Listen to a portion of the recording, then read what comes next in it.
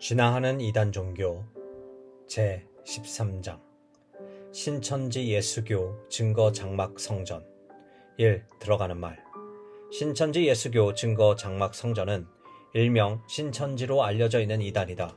신천지는 1980년 초에 예수의 시대가 끝냈고 1984년부터 말세 계시의 시대가 도래했다며 재림 예수의 영이 몸에 강림하여 보혜사 성령이 된 이만희에게 6천년간 봉인된 요한계시록의 예언이 성취된 실상을 성령이신 천사들이 보고 듣게 하였다고 한다. 그를 새로운 시대의 사명자로, 세상에 빛이 되는 한 목자로, 말씀이 없는 거짓 목자와 부패한 한국교회를 심판하는 이긴 자로서 선택하여 실상 계시를 전파하게 되었다고 한다. 그리고 신천지는 14만 4천 명의 신천지 교족부가 채워질 때 14만 4천 명이 이미 순교한 영혼들이 성령이 되어 내려와 짐승의 표를 받지 않은 육체인 신천지 신도에게 임함으로 변화되어 지상에서 육체로 영생불사하며 지상 천년 왕국이 실현되는 마지막 때의 시온상이 바로 자신들이라고 주장하고 있다. 이와 같은 주장으로 갈수록 진화하는 신천지의 다양한 포교 전략은 전통 기독교 교인을 포교하며 교회를 분열시키고 있을 뿐 아니라 가정을 파괴하는 등 큰 피해를 안겨주고 있어 사회적 무리를 일으키는 신천지에 대해 살펴보도록 하자. 2. 신천지 창시자 이만희의 프로필과 역사. 신천지 창시자 이만희는 1931년 9월 15일 경북 청도군 풍강면 현리 702번지에서 아버지 이재문과 어머니 고상금 사이에서 태어났다. 17세 때 그는 서울 성동구 형님집에 기거하며 건축업에 종사하다 전도사에게 이끌려 경북궁 앞 천막교회에서 세례를 받았다. 그 후 그는 고향에 내려가 풍각장로교회에서 본격적인 신앙생활을 시작했다. 다시 서울로 상경한 그는 이미 한국교회에서 이단 종교로 제명된 박태선의 전도관에 1957년에 입교하였다. 그는 10년간 신앙촌에서 벽돌 굽는 기술 배웠을 정도로 열심이었으나 더 이상 기대할 것이 없다고 판단하여 1967년 전도관에서 나왔다. 그리고 경기도 과천 청계산 자락에 있는 유재열의 대한기독교 장막 성전에 입교하였다. 그는 유재열을 추종하다가 재산을 다 털리고 사기를 당해 이탈하였다. 그 후 그는 1978년 장막 성전에 영명, 솔로몬으로 통하던 백방몽을 추종하며 솔로몬 창조교회 12사도 조직의 하나로 있다가 1980년 3월 14일 자신을 따르는 세력을 규합해 경기도 안양에 신천지 중앙교회를 설립했다가 현재 과천으로 이전하였다. 신천지의 조직은 본부교회 아래 지역별로 12지파를 두고 있으며 그 아래 교리를 전하는 90여 개 신학원을 두고 있다. 현재 한국에서는 그 피해를 고발하는 기관들의 노력으로 인해 그 교세가 많이 꺾여 신천지의 신도수는 약 5만 명으로 추산하고 있지만 활로 모색을 위해 해외로 눈길을 돌리고 있으며 중국에도 들어가 매우 활발하게 활동하고 있다. 3. 신천지의 주장. 신천지는 장막 성전의 몰락을 요한계시록과 연계하여 비판하면서 세를 규합하여 전통 기독교와는 전혀 다른 성경 해석을 주장하고 있다. 첫째, 신천지는 예수가 아닌 다른 이름으로 재림주가 온다고 주장한다. 자신들의 교주를 신격화하는 것이 대부분 이단 종교의 공통점이다. 신천지에서 인자가 구름 타고 오신다는 뜻을 성령께서 육체로 오신다는 뜻으로 해석하며 재림주는 예수 이름이 아니라 다른 이름으로 오신다고 주장한다. 여기서 다른 이름이란 바로 이만희 자신이 다른 이름으로 오신 보혜사 성령이라고 한다. 자신을 계시받은 대언자요 말세 구세주로 자처하고 있는 이만희는 자신을 신격화시키고 있으며 예수 그리스도의 십자가의 대속을 믿는 믿음으로 구원을 얻을 수가 없으므로 자기의 와야 구원을 얻을 수 있다고 주장한다. 그는 자신을 자칭 요한계시록의 알파와 오메가, 보혜사 성령, 이긴 자, 인치는 천사, 이 시대 구원자 등으로 주장하고 있다. 이러한 주장에 대해 이만희는 일부 교계 신문을 통해 자신이 보혜사와 재림주로 주장한 적이 없다고 밝혔지만 자신의 저서를 통해 신격화하는 것을 확연히 들여다볼 수 있다. 이만희는 자신을 7인을 떼는 자, 성경을 통달한 보혜사, 예수를 보는 것, 재림주, 하나님 나라 창설, 이긴 자, 재림주의 이름, 철장으로 만국을 다스릴 자, 요한계시록의 신부, 그리스도, 마지막 날 그리스도, 보혜사 만왕의 왕, 삼위 중 하나, 보이는 하나님 등으로 믿게 하려고 만들어낸 것이다. 하지만 전통 기독교의 성경적인 주장으로는 이만희는 재림주가 아니다. 성경에서는 그러한 언급들이 전혀 없으며 재림주라고 증거하지도 않는다. 신천지 신도들은 성경적인 근거도 없는 주장을 믿고 있으며 그들은 미혹의 영에 빠져 있을 뿐이다. 바른 신앙은 성경대로 믿는 것이다. 온갖 방법을 동원해서 성경을 억지로 풀어서 이만희를 재림주로 만들었지만 이에 대해 성경적인 증거는 전무한 것이다. 둘째, 신천지는 예수를 믿고 새 언약을 알고 지킬 때 구원받는다고 주장한다. 신천지에서 구원은 오늘날 성령으로 온 지상 사명자, 즉 약속한 목자로부터 듣고 보고 지키는 자가 받는다고 말한다. 그들의 구원은 믿음으로 받는다는 전통 기독교의 입장과는 달리 더불어 옵션을 하나 추가하였다. 그들은 사람이 죄사함을 받을 수 있는 조건을 세 가지로 들고 있는데 그것은 오직 예수님의 피를 먹음으로, 비유를 깨달음으로, 새 언약을 지킴으로 라고 주장한다. 신천지는 예수라는 답변을 넣으면서 은근슬쩍 비유와 새 언약이라는 답변을 추가시켜서 자신들의 주장을 주입하고 있다. 하지만 전통 기독교의 성경적인 주장으로는 아담의 타락 이후 구원자는 오직 한 분이신 예수 그리스도이시다. 히브리서 11장 24절에서 26절에서 구약의 모든 믿음의 선조들은 예수 그리스도를 바라보는 믿음을 가지고 있다. 모세도 그분을 바라보는 믿음을 가지고 있었다.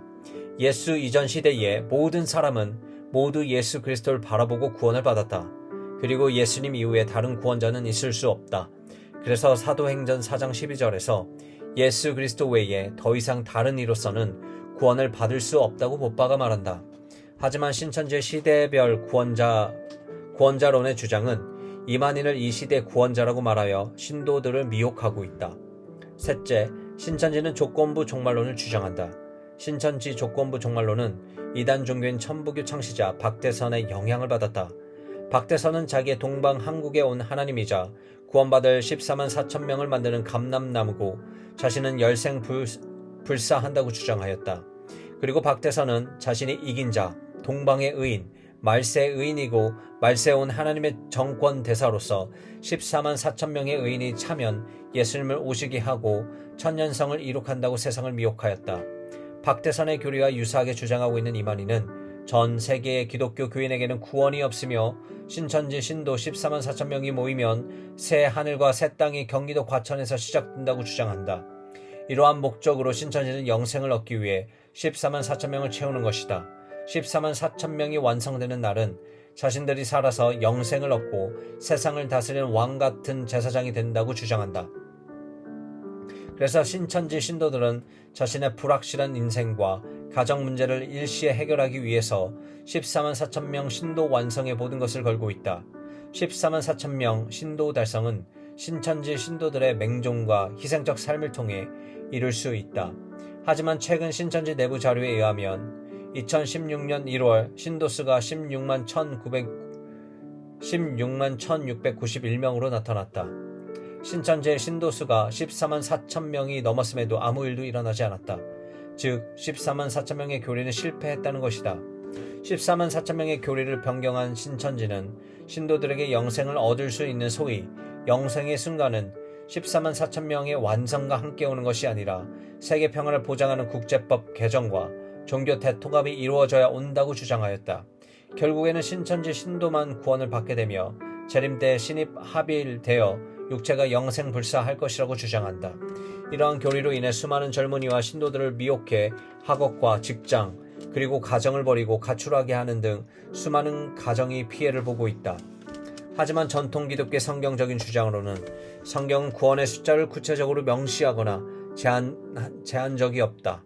마태복음 12장 50절에서 예수님은 하나님의 뜻대로 행하는 자가 구원을 받는다고 가르치셨다.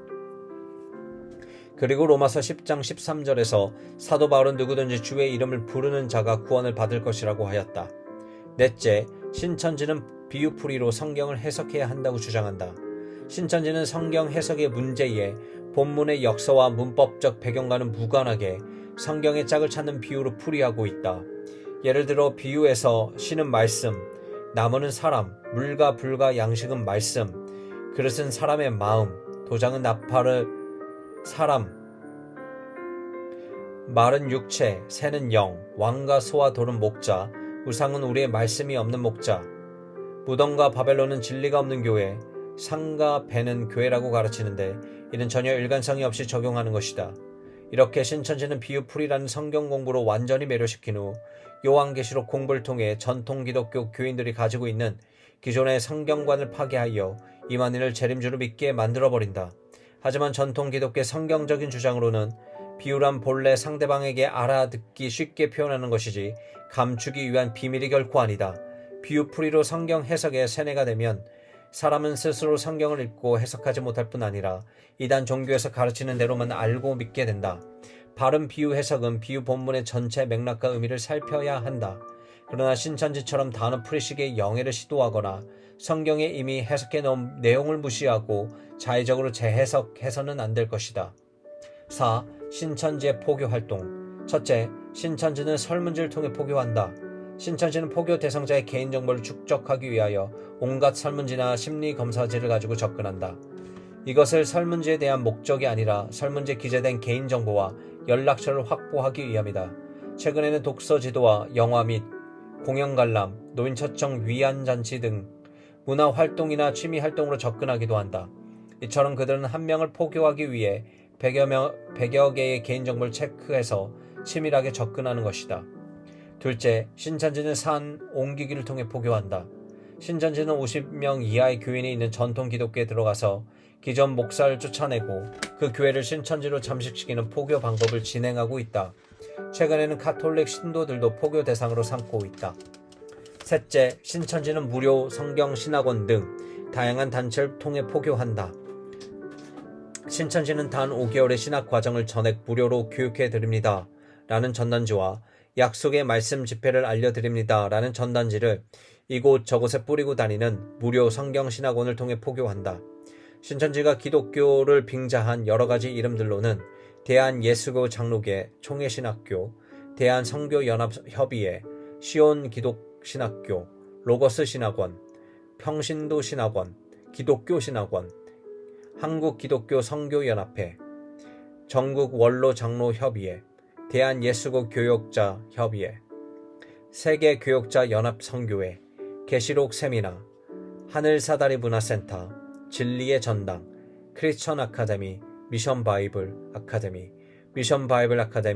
크리스천 미션 아카데미, 국제선교센터, 담비선교센터, 빛과 사랑 선교회, 예수사랑 선교회, 성서사랑 연구회, 오픈 바이블 미션, 총회신학연구원, 열린성경신학원, 대한교역자 선교협의회, 영어 성경교실, 사랑하는 사람들, 그리스도의 향기, 선교사 총회신학, 성경신학원, 두란노 선교회, 세퍼트 선교센터, 기독문화센터, 주만나 선교센터 등 이외에도 그때그때 필요에 따라 얼마나 많은 단체를 만들어 기독교를 빙자하여 운영하고 있는지 구별조차 하기 힘들다.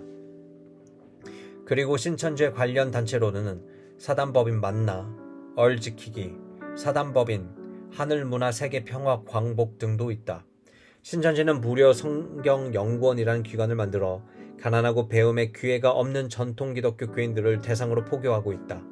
그리고 일반인들이 보기에는 이 신천지가 장로교단에 소속된 평범한 교회로 여겨지기 때문에 미혹되기 쉽다. 그들은 매우 잘못된 가르침을 전하고 있을 뿐 아니라 이만희 자신을 신격화하는 오류를 범하고 있는 위험한 이단 종교인 것이다. 5. 나가는 말. 결론적으로 신천지에 진화하는 포교 활동과 파상 공세에 효과적으로 대처하기 위해서는 무엇보다 지혜가 필요하다. 그것은 교회 중심의 신앙생활을 벗어날 때에 문제가 발생하기 때문에 목회자가 인지하지 못하는 교회 밖에서의 성경 공부를 전통 기독교 교인들을 하지 말아야 한다. 하나님 말씀 중심의 신앙생활을 위해서 지속적인 이단 종교에 대한 예방 교육이 절실히 필요하다. 그리고 신천지의 문제 해결에서 가족의 역할은 결정적이라 할 수 있다. 신천지가 문제라면 가족이 정답이란 점은 이견이 없다. 신천지 피해가 발생할 경우 가족 상담이 필요한데 이는 신천지에 빠진 부모와 배우자 그리고 자녀의 손은 손을 가족은 절대 놓지 않기 때문이다. 이단 종교를 섬멸하는 것보다 더 중요한 방법은 전통 기독교 교인들이 하나님의 말씀을 따라 순결한 기독교의 신부로 살아가는 것이다.